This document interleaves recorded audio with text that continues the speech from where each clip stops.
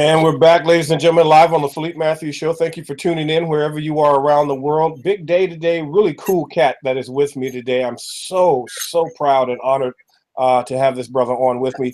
Terrence Terrell, ladies and gentlemen, is with me. He is a successful model and actor who is very well known for his reoccurring role on Criminal Minds season 12, opposite of Aisha Tyler. She's just absolutely amazing. He's also landed major roles from in videos with pop icon Beyonce, Lady Gaga.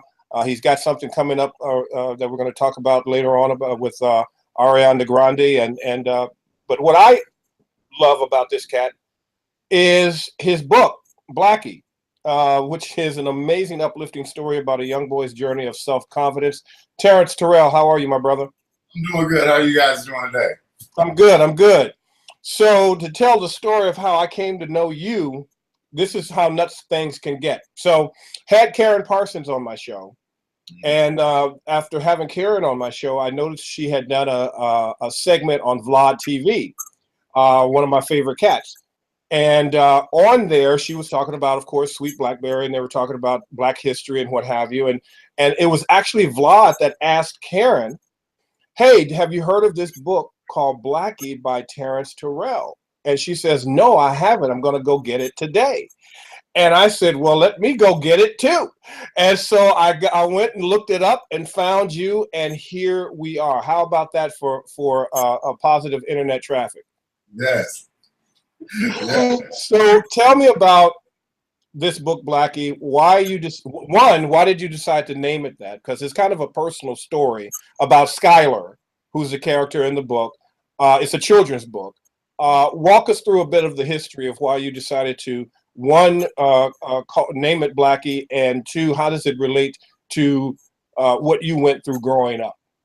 Oh, wow. Okay, well, I wrote this book. It took me 45 minutes to write this book. I wrote it on Valentine's Day. I went through a very dark time in my life, depression and a couple other things. So in that sense, I always try to make sure now, if I get into that little darkness, you always get a little light. So I try to make it into something positive. So I was sitting here, so I just started writing. And next thing you know, I wrote, the first sentence I wrote in my phone, well, typed in my phone was, power of my skin, power of the universe. And then I put black, Blackie, black. And then next thing you know, all the words just start coming. Why am I so strange? Why can't I be lighter? Maybe I am just Blackie. And I'm like, oh, that was neat. So then I kept going. And so at the end of the book, within 45 minutes, I'm like, okay, cool. So I was going to name it like Power of My Skin, because that was the first sentence I came up with. But then I just kept saying Blackie. And I was like, I don't know if I can name a book Blackie. Because I was, of course, thinking about what society was going to say. And then, of course, I went to the barbershop, and you know how the guys talk about each other in there. And one of the guys said, I was laughing. The guy said, what are you laughing at, Blackie?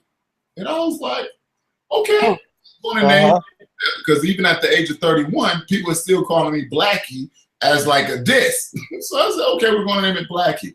So going to the laundromat, I said, but it needs to mean something, because it doesn't really affect me now. So I was like, it needs to mean something more. So I kept saying being loving, adoring, caring, kind. Next thing you know, came up with that, putting my whites in the dryer. And so that's how it came up. It came up because I knew it too well. And that word has been said to me over and over since I was a little kid. So that's why I titled it Blackie. And at the end of the day, I could have named it Chocolate Baby or something. But people call me Chocolate now because I'm 6'5", and I'm working. But when I was a kid, nobody called me Chocolate Baby except my mom and my grandma. They called me Ugly, Tar Baby, all kind of bad names. Kids are really mean. Yeah, absolutely. You were bullied as a child too, growing up. Yes, I was bullied in the house. I was bullied outside. I was bullied. It's fascinating because I went through the same thing, and I'm 6'3", and it's funny when you hit that 6 feet mark, everything changes, don't it?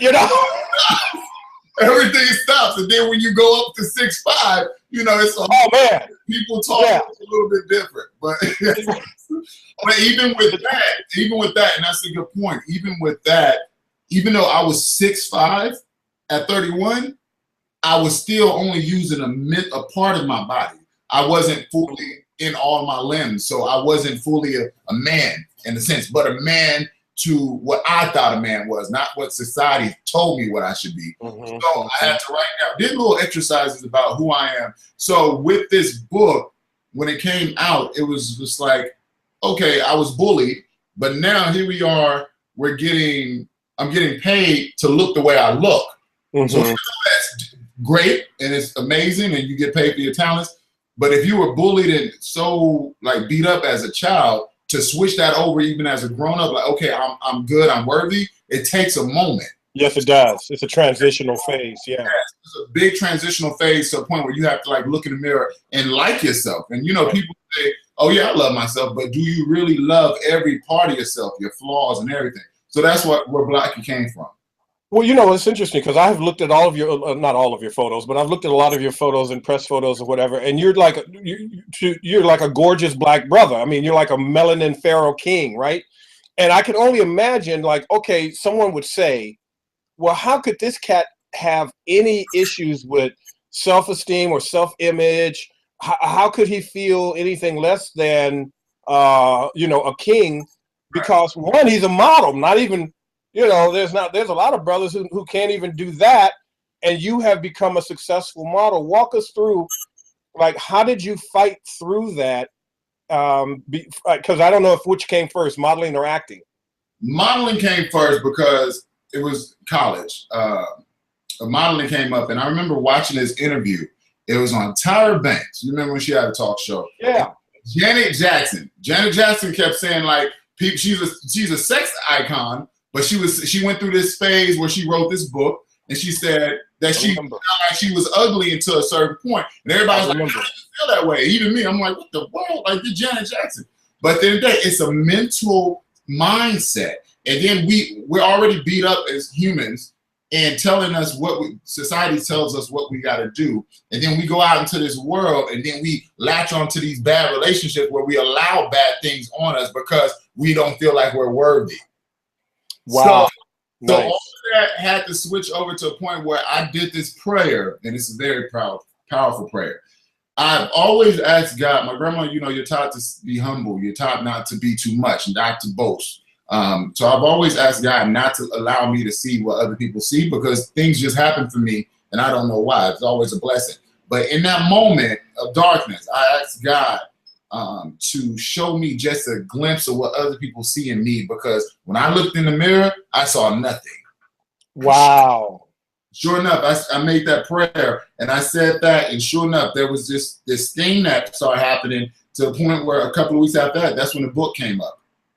But it's like I really had to face a lot because I went through grad school, undergrad and grad school. I was out of grad school at 21. And I was just going to a point where I was trying to prove to everybody else who I was and But I really didn't know who I was. All I knew is, oh, if I graduate, I would be more than this person. If I get my master's, if I graduate at 21, I'll be this person. But now these degrees were hanging up in here, and I forgot I even had them. Right. And you're in industries that it doesn't matter anyway. It doesn't matter. At the end of the day, so it pays you more than what the degrees would have allowed you to do if you went that traditional route.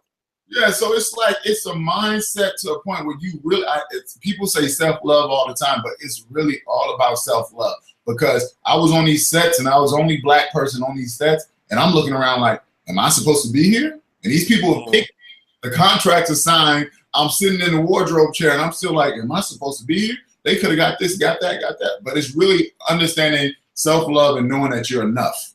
You're enough. Beautiful. I like that. That you are enough. You're enough. And wherever you are, you're supposed to be there in that moment. So stay centered and love where you are, even the moment. Even if it's a little stress, find out different blessings from those moments. I love that. Thank you for that, brother. Thank you for sharing that. I needed to hear that today. You know, one of the hard things that particularly black men have to go through and grow through is we have two enemies in a sense, particularly when we're growing up. One is systemic racism and white supremacy. And then the second is us. You know, because of what white supremacy and racism has done to us in terms of we're not able to go out and lash back and to understand how to undo institutional racism. So what happens is that we internalize it. Mm-hmm. And then we start to hate ourselves, and then we start to hate anything and everything that looks like us and reminds us of us and where we are in the situations that we're in. And that's what you had to go through. That's what I had to go through growing up. That's what I think we still have to fight and deal with every single day. How old were you when you got your first modeling gig, and how did that come about? Oh God. The biggest one was Kanye West. It was like a music video slash, I'm gonna say that because, you know, I worked in Mississippi, but you don't work until you come to LA, they say. No, you're from Mississippi. How did you make the transition from Mississippi to LA? Well, my mother, when she was, when we were 5, she moved us to San Diego. So I grew up in San Diego. So I grew up around different races. So around 15, I moved back to Mississippi because my grandmother had an open heart surgery. So I wanted to help her. And that was the last time I really experienced unconditional love. I remember that from being 5. So went back, started helping her. And then surely enough, once I started going to school, I can't really say, but one of the people in school who was supposed to tell you you're great and tell you that you can go to college told me that maybe college wasn't for me. I should work at a chicken plant. So at that point, it got to prove you wrong. So I ended up going to college, did that in 3 years, and then finished grad school. And then I came back to LA to then take on this monster, because that was the only time modeling or acting was the only time I felt like I was free. Not to San Diego, but to LA. Unbelievable. So here you are on a Kanye West set. What was that like in terms of what was going on in your head between all these years? How old were you at that time? Oh my God, I was 22. Okay, so 22, and here you are, still kind of emerging, becoming a man. Looking at this industry as a viable industry, and obviously somebody said, "Hey, you're good looking enough to be on this set, so you can't be ugly. You can't be." it can't be something really wrong with you because you're here. Right.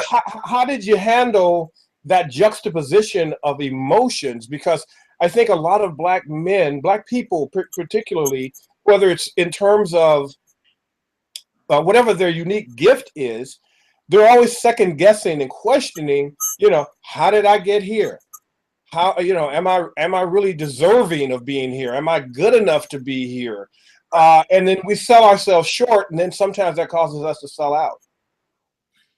In that moment, the one thing that I knew, even being an athlete, was hard work. If you work, I knew I was there to do a job. So even though I had those demons in my head, like you're not worthy, I knew I was there to do a job. And at the end of the day, I knew through the entire, my existing, that if you work hard, it always pays off. So I just went straight to, oh, I'm here because I can work hard. I'm a hard worker. Because in the audition, everybody else just came and took their shirts off, but I came with the face paint, with the hair crazy, with like the warrior outfit on. And so the casting director was like, wow, you went all out. So I associated, because I wasn't strong enough at that point to face the fact that I was enough. So I associated it with work. Okay, you did it because you're a hard worker. Wow, brilliant, brilliant. I mean, you have to understand, you need to write a book about this, because this is a lesson plan, step 2 for black men and black. I mean, seriously, you should. I mean, I'm putting you on the spot, but I'm saying, okay, your next book's gonna be Terrell. That's book number 5. I think it's going to be a series of 5. Book 2 is already on its way, but it's going to be a series of 5. Okay, fantastic. All right, let's go back. Let's go back to talk about Skylar. Okay. Why did you name the black boy in the book Skylar? Good question. Because everybody was like, you should name Skylar is not that's not like a normal name you think about when you think about boy. A lot of people like Skylar, really? Honestly? A lot of people was like, why his name ain't Tyrone? Pimp. Right. But the reason I named him Skylar was because in my life, the name Skylar always seemed like it was something like majestic. It was like out in the sky, like an angel flying. So I wanted to name him Skylar because Skylar always made me think of the clouds in heaven and just being free. Excellent, excellent. Love that, man. That's good stuff. That's good stuff. All right, so tell us a little bit without giving it all away. But this is definitely a book, ladies and gentlemen, particularly mothers out there and fathers who have kids. And if you know, I'll be honest and say, even if you don't have kids, or even if you know some kids that could use this book, if you've gone through some self-esteem issues because of the color of your skin or just how you felt in terms of self-esteem, you know what? This book will actually help you with that. You ain't got to tell nobody. You don't have to tell nobody. Oh, you know what? I'm reading Blackie because I'm going through some stuff right now. It's a great book just to raise self-esteem, self-image, and self-concept. So, tell us a little bit about the story about Skylar, and then we'll go into some other stuff. Okay, well, Blackie, my favorite book as a kid was The Ugly Duckling. I walked in that day and like nobody looked like me, especially in San Diego. So I walked in that day, and I remember when that lady pulled that Ugly Duckling book out, I was like, that's it. Wow. I may look different now, but I'm going to be a swan. And I kept telling my mom, I came home, I was like, Mom, I'm going to be a swan. She was like, yeah, baby, go be a swan. But I remember him not being able to fit in with any group throughout the story. So Blackie is basically about a little boy who grows up. He's darker than everybody in his family, which I was. He didn't look like his brother and sister, but even in school, he got teased. So he decides to run away, and he gets educated on melanin. And he finds somebody who looks like him. He gets educated on melanin. He goes back home, and then he realizes through his brothers and sisters that they get teased and people don't like them as well. And he's thinking like, why don't they like you? You're light skinned. Automatically, they should love you. But they're telling him like, no, we get teased as well. So he comes back and he realizes that everybody has something different from themselves. So instead of just being selfish, he wants to create something positive out of it. So Blackie, at the end of the story, you find out it means being loving, adoring, caring, and kind of yourself. For everybody who feels like they don't belong, anybody who ever felt like an outcast, the black sheep of the family. I have white friends who are the payless in their family, and they said they can relate to the story. So like the fat girl, the little boy who can't get into the sports, like just hold on, it's gonna be okay. But you gotta first find that love, and then other people will start. At the end of the story, you see all these other kids running and trying to figure out what's new about him, and there's nothing new about him, but he just loves himself. Wow, that's beautiful, man. That's beautiful. You know, it's interesting when you were talking about the black swan and the ugly duckling, and what's fascinating is the hidden racism. Yes, that's in that. Yes, and because the little black duck becomes a white swan. Come on, man. Come on now. Let's keep it real, right? Now that I think about it, I was like, oh, okay. But the concept as a child, I didn't know. All I knew was the swan. I didn't think of the swan being white. I thought of the swan being royalty because of the way they sit and the way that their necks. I remember the book described like the way their necks was hanging, the way that their wings open. So the swan to me was just like a symbol of royalty and amazement. But yeah, now I think I'm like, okay, you turned to a white duck. Okay. You know, so we had Karyn Parsons on, right? And she was telling the story about, and on her website, sweetblackberry.org, there's the video of Anderson Cooper doing that test with the black dolls and the white dolls with the little girl, and how that internally, and she says the white doll is prettier than the black doll. And how that gets internalized. And I'm thinking of what you went through with the ugly duckling. I'm thinking how many kids have been black kids have been exposed to that. Yes. And it kind of creeps in and creates this self-hate for our natural melanin. Yes, yes, it does. I have mothers who are getting the books, and I try to FaceTime with kids who really need it. There was a little boy, he's 6. And he wanted to bleach his skin. And so I'm thinking, little boy, I'm like, okay, well, maybe he's dark as me. And then, I can talk. I want him to see my face. So I volunteered myself to FaceTime with him. And he was lighter than you. But he's on the East Coast, and he goes to school with a whole bunch of Dominicans who are light. And he just feels like they're better than him because of the way they look. So he wants to look like them. So that, like, even listening to that and seeing this little boy's face on the screen, big brown eyes, beautiful reddish hair, I was like, okay, at least I could do my part in trying to help him. No doubt, my brother. No doubt, man. That's why we love you so much, just because you really, I mean, you're hands-on to this. This is not this ain't no acting gig for you. No, and I believe, like, with these kids, when I walk into these kindergarten rooms all the way up to 8th grade, 9th grade, even some of these grown-ups where I'm like talking to, people, they just want to feel like they belong, and they just want to feel like somebody hears them, and they want to know that somebody else shares their story. So I encourage anybody to just be careful what you say to people, because it sticks. My mom, at one point, I remember when I was little, I had to tell her a little bit about it. She told me, okay, well, you are the darkest, but you have good hair, as a little boy. And I was like, oh, I have good hair. Okay, so I might be dark, but I have good hair.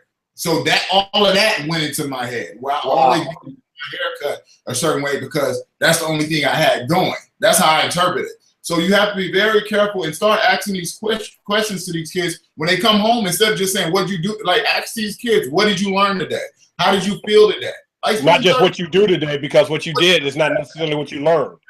Like, what are you feeling today? How did you feel? Did you feel sad today? Ask them like those 5 questions with their emotions, and the kids will talk to you. They will talk to you, but don't just throw these kids in school and then expect these teachers to teach them and then raise them within those few hours. You know what I mean? Absolutely, absolutely. You have to partner with these teachers, because these teachers, you have some good teachers and you have some crazy teachers, but the good ones are really in there trying to make a difference. Right. You know what I mean? Absolutely. Yeah. Anybody, if you have a break, go out there instead of just sitting at home. Go to a kindergarten class, go to a 1st grade class, and just read or play recess with those kids, and let them know that somebody's out there that loves them. When I go to these classes, these little kids run and just start climbing on me. They don't know me from Adam, but they just excited because they see different people. Sure. So, yeah, I encourage absolutely. that. I love that. I love that. You know, something I can relate to is in your bio, you talk about this, and I can relate to this because it had the same effect on me. I remember when Bobby Brown hit the scene. Seriously, man. I mean, you know, because I was a New Edition dude. You know, I knew all the songs, knew all the dance moves. But it wasn't until, you know, Bobby Brown was kind of like the bad boy of the group. You know, Ralph Tresvant was like, you know, the smooth, suave kind of cat. You had Johnny Gill, you know, had this voice, you know, that just kind of just melted your heart, you know, got the ladies to do whatever it is you wanted them to do. But Bobby Brown, man, was this cat that had these dance moves and had these grooves that I could relate to. And my prerogative, man, was that was the it, dude. And what was fascinating, I read your bio, and that was one of the tracks that was really your favorite song, like kind of helped define you in a sense. Walk us through that, because I was playing that just the other day. The crazy thing about that song, I believe I maybe was 3 or 4.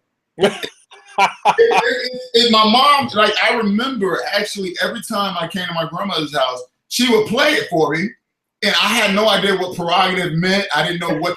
Yeah, right. 3 or 4, you would, yeah. He was like, I can do what I want to do. I can live my life. Yes. And 3 or 4, I remember standing on top. It was dangerous because my grandmother had this dining room. No, it was a dining room table or the coffee table. I would stand in the middle. I would climb up and just move to it in a pamper. I remember having a pamper on, and I would just move to it, and they would always clap and do their thing. And it was like a little party event where they would like have me do it at little events at the house. But and he was. If you listen to that song, even though he's popping and gyrating, he's saying everybody's talking about me. Why won't they just let me live? I don't need no permission. I'm gonna live my life the way I want it to. It's my prerogative. Yes, yes. Those words are powerful. They really are, man. And it's amazing how that internalized in you, you know? Yeah, my prerogative, the ugly duckling, and the 3 little pigs. That was my I always wanted to be the 3rd little pig that built the house and worked the hardest to, you know, instead of playing outside, I wanted to build a stone house. I wanted to be the ugly duck that came with Swan, and I wanted to be my Bobby Brown, my prerogative. Man, well, it looks like you're well on your way of doing all of it. I'm telling you right now, I think you've actually surpassed all of it. Oh, thank you. So tell me about your acting, and because I know you go to you literally are a student of the craft, so you go and every week go to acting class and what have you. But I don't know too many people that get a chance to play opposite of Aisha Tyler, who is just one, she's gorgeous. Two, she's funny. Three, she's a great talent. She's an amazing actress. Four, she's got a brilliant mind. And now I think five, she's available because she got it. I think she just recently divorced. So Aisha, if you're watching, if we can talk about it, work something out. So I'm basically using you, Terrell. This is not even about you in the book. I'm just using you right now to get to Aisha Tyler. No, so seriously though, what was that like working opposite of such a great and accomplished actress? You know what? Getting that job was already amazing. I was doing stand-in for Snoop Dogg. I had the audition, ran out, did the audition, but I was still focused on Snoop Dogg because I was on set. And then the next day I found out I had a call back, and I'm like, oh my God, I'm standing in. The stand-in can't leave. So I told him. That's why you're standing. You're supposed to stand in. So the director said, it was for the Martha and Snoop show. He said, yeah, go out and do it. You know, he called lunch and allowed me to go out there. So I'm like, wow, I'm gracious. So I'm running out there to do my job, and I did my job, and I came back. I'm running after the audition. I did anything else. He's like, the director was just like, no. I said, all right, have a great day. Bye. Runs out of the room, snatches one shirt off, putting the other shirt on, jumping in the car, running back to set. And I got a call saying I booked it that Monday. And so when I went in there, just working with her and hearing all the jobs, that woman had 5 jobs at the time. Yeah, that's right. She's on that show. She was doing her own directing a film. She was so busy, but she still gave me time on the set where she like connected with me. She was playing, she was talking, she was present. You know what I mean? Even though they were holding things because she was running around like crazy. But she was so gracious with her talent. She treated me like I was her brother. Like I was comfortable. She wanted to make sure I had the lines. We worked off each other, even to the part where I was strapped in the chair. I had to stand in, and I was like, no, just leave me in the chair. And the people were like, what? You want to stay in the chair? Well, yeah, just let me in the chair. And so when she needed to do her lines, she did them off of me in the chair, strapped up. To the point where that was when my work ethic came in, because I'm like, work the hardest in the room. Just, you know, thing. And so she appreciated that. And so working next to her was amazing. And seeing how hard she works as a Black woman. And she's a tall, beautiful Black woman. And she's working. But at the same time, she's very present. She talks to everybody. She treats you just like family. So it was amazing. And I'm grateful for that experience because it teaches me, especially, how I want to be as I progress into my career, where I want to actually enjoy the moment, actually see everybody, respect the janitor all the way up to the president. Absolutely. Absolutely. That's excellent. You know, as I'm talking to you and you're telling me and sharing your story with me, I know this year, recently, you lost your mother. And I remember when we were talking on the phone, just in terms of how the world has kind of opened up to you, and the universe has said yes to you in a way. It's like she's looking down and she's right there with you saying, I'm so proud, because I knew this was, you know, it's like sometimes, you know, you pass on something that you don't know if your children are going to get, but clearly you got it, and you're doing really the true work that you were put here to do. Walk us a little bit through that and what that is like for you. Well, my mother, she went through a lot as a child. I didn't know until after she passed, and I read through her journals where she went through a lot. She was battling the fact of self-worth. That's why she loved the book so much when she read it. So she was like, do you understand what you just did? And I'm like, like, do you understand what you did? And I keep working. And my mom, And this is the other amazing part of my life, I feel, because my mom wasn't the mom where she was working 24/7. My mom, we were on welfare. I knew what a bill was at the age of 8. I knew what rent was at the age of 8. I knew what struggling was. So my mother was an independent woman who had to raise 3 kids, had to raise 2 men. My mom taught me how to throw a football. My mom taught me a lot of different things.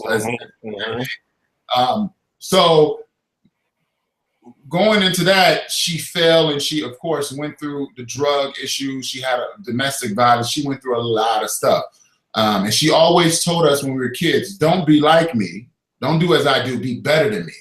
And, you know, as children, you look up to your parents like they're gods. So my mom's like, this isn't it. Like, there's way more out there. So you need to be better than me. So she always pushed me, even in grad school when I wanted to quit. She pushed me and told me if I quit, the only way I was going to see my name in lights if she held a flashlight to a piece of paper with my name on it.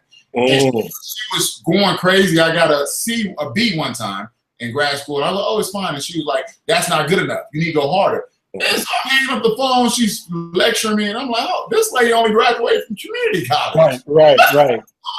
But that's what kind of love I had coming towards me. And so when she did pass, when her heart stopped on her, and I found her in the bed, it was a crazy moment. It still plays in my head, but I had to find a beauty in it because she passed in her own house. My mom had a rough life, and at one point she didn't even have a home.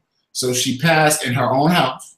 She had brand new furniture, and a lot of people when we work to do these things for our parents. So I was blessed to give my mother a home, nice things, and so she passed like a queen, the queen that she was meant to be. So now as she's guiding us, you know, a lot of women aren't perfect. And my mom, we had our back and forth. And I just want her to get better as a human after I got to a certain place. So now that she has transitioned, I feel like she's finally the mother that she always wanted to be. All the time, I can still even talk to her in my dreams. And she always told me, when the book did come out, and I was like, oh, the book's coming out. Gotta do this. I got this. Gotta do that. Gotta do this. I'm acting class. Hey, mom. And she was calling me one day. I was like, hey, mom, how you doing? Oh, you calling me before you go to sleep? Good night. And she said, I'm proud of you. I said, oh, thanks, mom. She was like, no, Terrence Terrell Davis, listen, I'm proud of you. She said, I was proud of you after you even graduated high school. I'm proud of you. You've become a great man. And knowing that, and actually even when I walked with my mom the week before she passed, we were walking and she walked in. She was so short. She grabbed my waist. And so I remember talking for a good 2 minutes and I didn't feel her.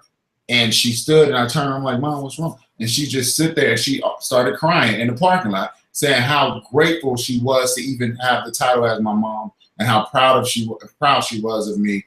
And she said, you were my investment. She knew out of everything that has happened in life, that raising her 3 kids and knowing that we're good people, that's one of her biggest accomplishments as a woman. Wow.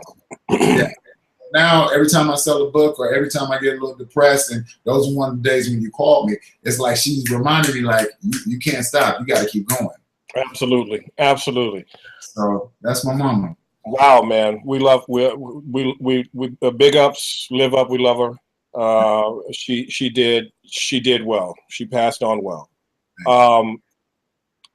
It's interesting too, because you are surrounded by love. You are tracked. You're like a magnet for love. So now you were telling me literally today, I just found out in the green room that you go to what's called the pop-up shop at Agape at Michael Beckwith's church.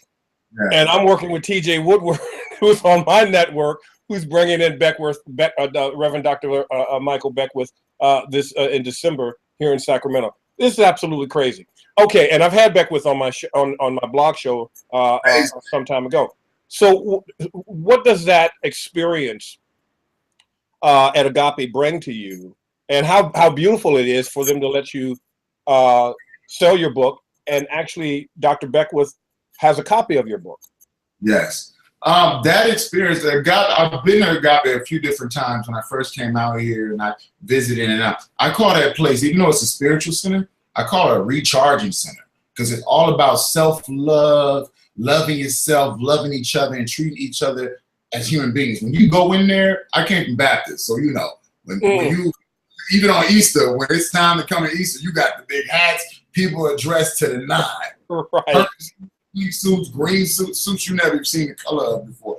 But to even become a vendor at their pop-up shop situation, it's like they really dissect what you're bringing in and really want to know what your purpose is. And so it was amazing to actually be able to come there every Sunday and be out there selling the book and just giving love back to the community. So that whole center is amazing because you see people, they're not concerned about what they look like going in there. They're like, you see people in pajamas, they just want to go in there, meditate, get centered, love on each other, be loved, and walk out. They're not in there trying to impress anybody. Mm-hmm. So it's when you go in there, it's like like you said, a magnet for love, because you can't help but be positive because you got all these people walking around just saying, hello, my king, hello, my queen. It's like a village of just pure love. And that's amazing. Every time you see him, even when he's pumping his gas, he's such a down-to-earth person, and it's real. Like, you see these preachers talking and a whole bunch of stuff during the flood. You see these preachers saying what they do and what they got to do, but that man walks and talks love. And no question about it. No question about it. You see him, it's just like you feel like you just want to hug him. Yeah, so, absolutely. Grab him. So I call it frequency. It's like frequency recognizes frequency, you know? Right. So him giving all that love off, I just can't imagine, because I call myself recharging myself when I'm at home. I take moments where I just sit at the house and recharge myself because you give it off so much. I know he's exhausted because he does it 4/7. Yeah, no doubt about it. No doubt about it. The impact that this book has had in your life is evident. But I want to talk about the impact that, because you shared with me some great stories, but one particularly in the green room, of just the impact that this book has on kids. You were supposed to speak in a school thinking it was younger kids, and it was actually older kids. Older kids. It was only supposed to go like for 20 minutes, and it ended up going 2 hours. Walk us through that. It was an alternative school, so I already knew. I got excited because like, okay, I can dig a little bit when I came in there, because you know, you got 16, 19-year-olds. Even though the book looks like a kid's book, everybody, I say 5 until you die. So that's the age range. I like that. 5 until you die, because you can always learn something else. Don't close yourself off. So I went in there, and you have these 16 to like 19-year-olds, you know, juvie, been in jail, and everything like that. And so I'm reading the book, and of course, they're at first couple of pages, they're looking like, what? But then once I started saying, why am I so strange? Why can't I be lighter? Maybe I am just Blackie. So in their heads, I can see their eyes opening. And I'm talking, these are hard kids. You got the dudes hoodies on, like, you know, what's up? Like Michelle Pfeiffer on Dangerous Mind. Right. And I had no candy to give nobody. You know? No sneakers. So I'm sitting there, and as soon as I got finished with the book, I got clapped. They clapped for it. And then I was like, okay, let me get it real with y'all. So I went through my life story with them, letting them know, because they're looking at me like, you know, you got your J's on, you got your cool glasses on, like, who are you? So when they understood that I was once sitting where they was, wanting to commit suicide at 15, because everybody see the pretty stuff now. Like, you see the Beyonce stuff, working, but people don't realize that ugly is real. That darkness is real. So once I let them see some of my darkness and let them know what I have to overcome, they start, you can see it in their eyes, start lining up. And you can, when people walk in a room, the people who just have no good intentions, you can see it on them. Their skin is different. Their eyes are a little bit cloudy. You just feel their energy. So I started talking about spirit, being like in touch with my spirit, and knowing who I surround myself with. That's when I was supposed to leave. And then slowly but surely, each one of them started coming towards me once I started packing up. One boy, he's in the gang. He just got out of jail last Friday. He said, how do I get out the gang when I live in the middle of all the Crips? And I told him, one thing I told him was, get busy to a point where you're at school, you get out at 3 o'clock. Make sure that you got a job where you can go to from 4 to whenever. So you got an hour to get to work, or you go work out at the gym a couple of more times. And I said, it's going to feel crazy, but work at McDonald's. I was 6'1" at McDonald's, so I hit my head on that menu a few different times. I was one of the hardest worker. I learned how to do the cash wrap. I learned how to flip the burgers. So anytime somebody called out, I was the first person they called, because they knew I was going to be there and give it my all. So my advice to him was get so busy to a point where you ain't got time for the gang. And he said, you know, I just want to help my mom out. Tell the gangbangers when you go home, like, oh, where you been? Oh, man, mom need help with bills. Nobody's going to fight you over that. Beautiful, man. Beautiful. Wow. So we was always taught, my mom always had us doing something. So sometimes we were at school until 7 o'clock at night because we was just getting out of another track practice or basketball practice. So just my whole thing is an idle mind is a dangerous mind. So stay busy. So that's why I told him, and yeah, it was a good moment. It was also great that you talk, you know, we hear it all the time, you know, live in the world but not of it. But what you just explained was how to do it. Right. And we sit back and we sit in these worlds, especially in LA. LA has these different parts. And I find myself being in a bubble. We're in our little lives and we don't even see anything else. We don't see these kids or see these other people in these neighborhoods. And so I'm pushing myself to even go even deeper into these neighborhoods, quote unquote, the bad neighborhoods, because that's where I came from. Actually, not just talking and, you know, trying to get people to buy books, but even if I didn't have the book, let's go down here and try to make a difference. Let's do some type of after school program. After school program saved my life when I was in school. We were busy. We didn't have time. It's all about time. If you have time to go out there and all these kids, you got 8 boys sitting on the stoop and they hungry. And most of the time they're either hungry or they don't have something. They feel like they want more. So they start stealing and running like, it's like work for it. So he saw that. I saw a couple of lights light up in his eyes. And so he was like, okay, I can, you know, and then I'm going to wait until I do this. I'm like, don't wait. Give yourself a weekly goal. This week, you need to find a job. Next week, you need to do this. So build your blocks. Wow. Beautiful, man. That's brilliant. That is brilliant. You obviously are going to be, I can see it now. You're going to be called to do a lot more of that. And for some reason, I see like probably you teaming up with Karyn Parsons to go, because she goes to the schools as well. That would be an amazing tag team with Sweet Blackberry and Blackie. I'm putting it out there, Karyn. I'm calling you tomorrow, and to make it happen. That would be a wonderful tour to help the kids around the country. You are working with Ariana Grande. Well, I did a video. Who gets to do that? I mean, honestly. Lord Jesus, no, I did. That video was, I've done so much stuff, and not just boasting, but I've done so much stuff. But my mom was so proud of that video. And if you watch that video, I've already did the work with her. I got called in to do that video at midnight. And then I did the video the next day.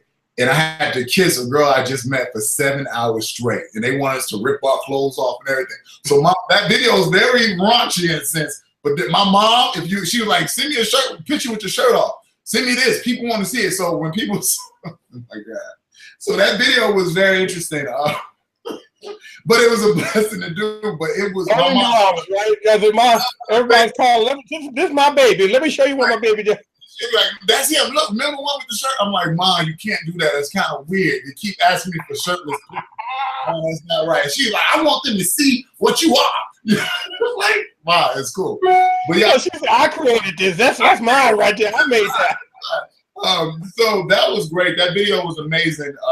7 hours making out with somebody that I didn't know. But even to the point where I wasn't doing music videos anymore, because even in the career, I was doing background and being comfortable with that to a point where I had to force myself to like, no, I want speaking parts. I'm a leading guy. I want to be a leading role. Instead of quote unquote the guy next door, I want to be in the main house. I want to be the lead character. And it's a mindset that you have to exercise even in that. So after you discover self-love, you still got a lot of more work to do even in even in your job. Instead of just sitting there, I hate this place.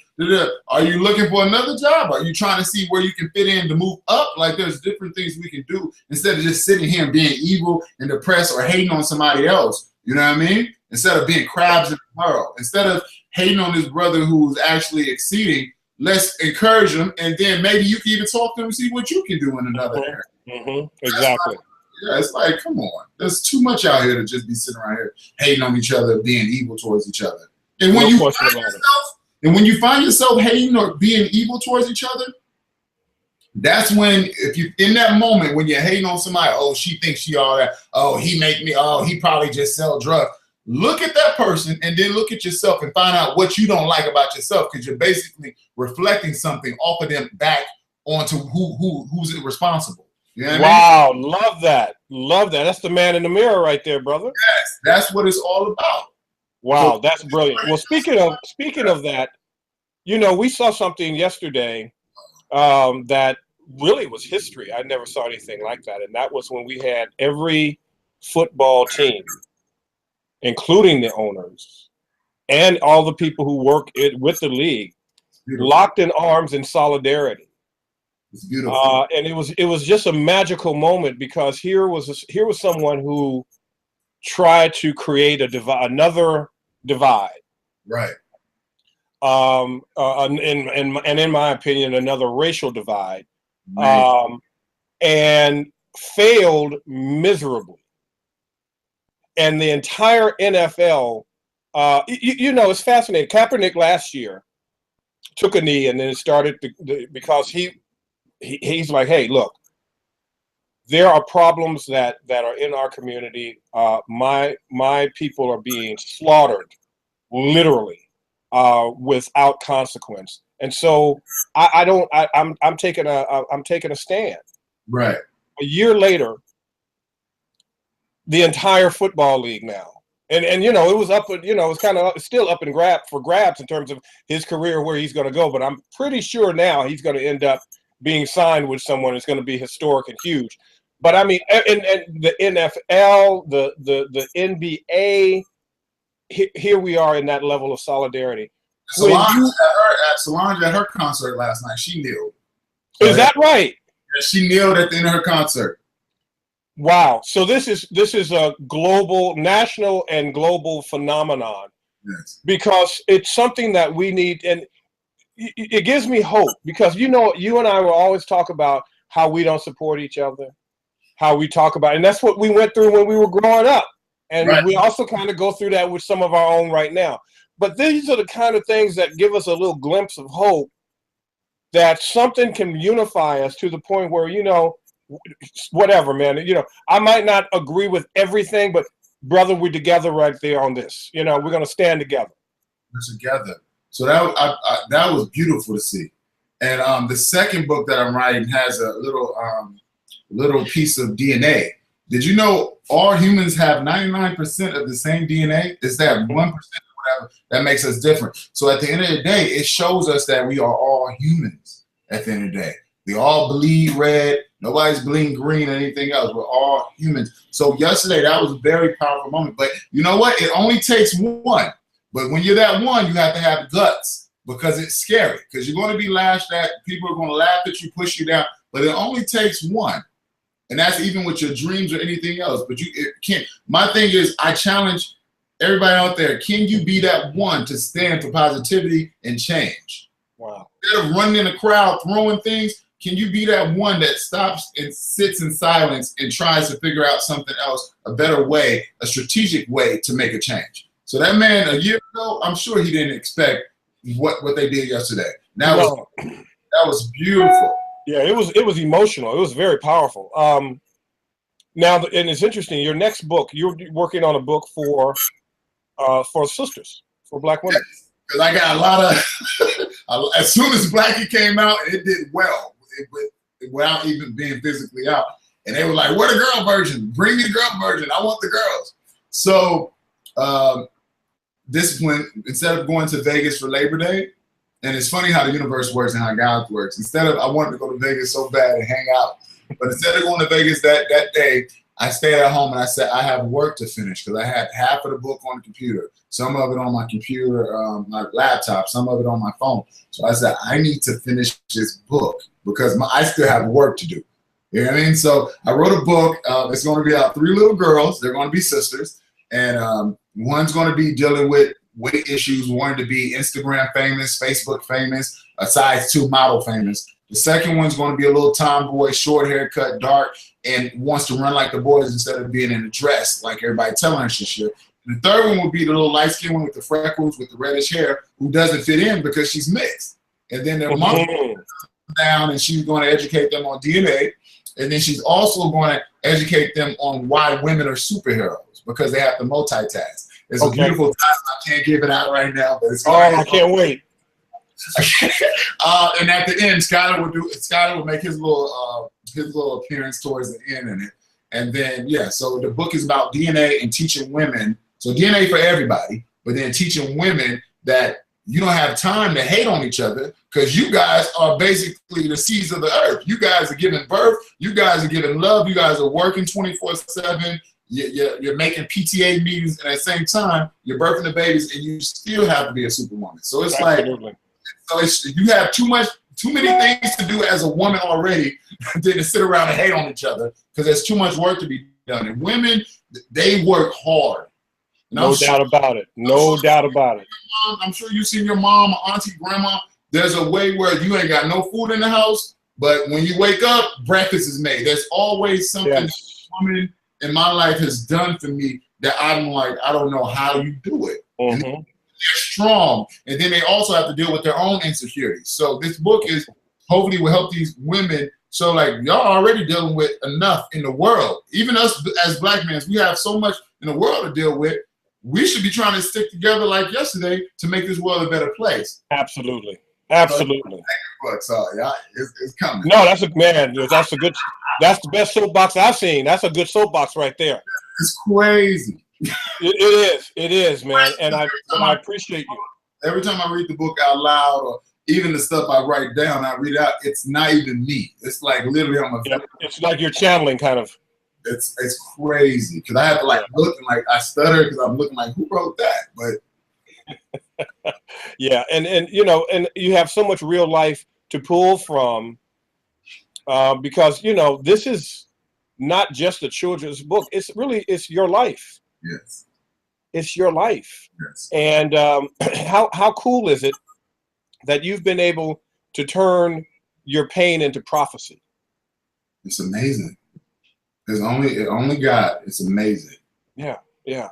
So before I let you go, I know because I won't be able to let you go because the women will call me up and really cuss me out if I don't ask. Is the brother available or not? I think he is, but I don't know for sure, ladies. So they want to know about your personal business. You know, I'm single because a lot of people are like, why are you single? But I'm single because I'm still working on me.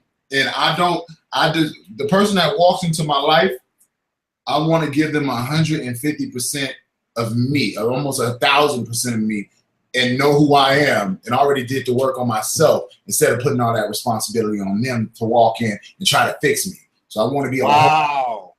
That's my thing. So I'd rather be a whole person and give that to somebody compared to being half and being angry with myself and not knowing who I am. And then it's their responsibility to love somebody who really doesn't love themselves. So I'm still working on me a little bit. Wow. Well, you better lock yourself in the house now. You done messed up now, bro. You know, they looking for your number. They getting ready to get your Social Security, Instagram, everything. Careful, because even when they get the book, they like, haha, now I got your address. Exactly. And when I go visit the kids, if the mom's there, they're like, ooh, can I have a hug too? And it's like, yeah. One day, like, she hugged me in Mississippi. I went back to do a speaking at my old town where I grew up in. And she hugged me. She did that exhale. Then she said, oh, Lord. And I said, okay. All right, that's enough. You got to move. You got kids. Let me go now. Let me go. She was like, can I have one too? And I was like, sure, baby. Oh, this is great. So it's like, oh, I love it. My brother, I want you to come back on the show, and you know, let's continue to have this conversation about raising the self-esteem of black men in particular, but all of us. Yes. Black men and black women, and your story is absolutely amazing. The book is Blackie. Obviously, there it is, ladies and gentlemen. Go get it. Just do whatever you have to do. Go get it. You know, is there a Kindle? I know it's a children's book. Is there a Kindle version as well as a physical? I'm holding off Kindle. I want everybody to go to www.iamblackie.com. I'm holding off on Kindle because I want kids to physically have the book. Okay, that makes sense. Connecting themselves to something electronic right now, I want them to be proud to put that in their backpack and run around with it. I want them to. That's iamblackie.com. Yes, BLACKY.com. Okay, fantastic. And how do we? And from there we can get what your social media.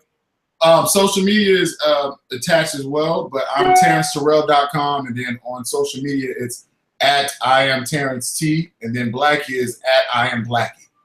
All right, fantastic. All right, my brother, I appreciate you. And you keep doing what you're doing as well, because you're making a change by bringing light to things like this. And thank you for reaching out, because a lot of people, they won't reach out, they won't say nothing, they'll get in their corner and hate on the next. But thank you for even bringing this to light and thinking of me. I thank you for that. I had no idea who he. I seen his interviews, but I didn't know him. But he was educating somebody else or me, and so I had to send him a care package. So that was amazing. Because people wasn't that crazy? Was that not nuts? Just round robin universal. I mean, that's crazy. It's all love. It's all love. But I said I know. I assume I said I know he's got to know Vlad. He's like no. Didn't know him, but I emailed him. Even emailed him. He said you're welcome. And I sent him a book because he didn't even have a book. Wow, he had just heard about it. He heard about it and looked it up, and he didn't have a book. So that was a blessing for him to even say my name. And when people think of you when they don't have to think about you, that's a whole different type of blessing. No doubt, no doubt. So a shout out to Vlad, man. We appreciate you for that, brother, for this connection. All right, stick around with me, my brother, in the green room as we sign off, ladies and gentlemen. You know what to do. Subscribe, share, and comment. Positive black brother out here doing wonderful things in the community, especially as it relates to our melanin, our skin color, and loving ourselves through it. We appreciate you. We'll see you next time on the Philippe Matthews Show Live. Take care, everybody.